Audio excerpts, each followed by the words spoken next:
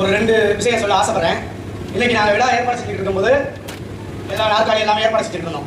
ஒரு 2-3 அம்மா வந்தாங்க. வந்து எப்பா ஏதாவது கட்சி கூட்டமாப்பா, எங்களுக்கு ஏதாவது கூட்டத்துக்கு கூப்பிடுங்கப்பா, நாங்கள் ஒரு 3 பேர் இருக்கோம், ஒரு 200 ரூபா கை செலவுக்கு ஆகும் அப்படின்னு சொல்றாங்க. என்ன கட்சினே தெரியாம. அப்ப இந்த 2 திராவிட அரசுகளும் இந்த மக்களை வந்து எவ்வளவு மோசமா நடத்தி இருக்கின்றதுக்கு இது ஒரு உதாரணம். 2வது உதாரணம் சொல்ல ஆசைப்படுறேன்.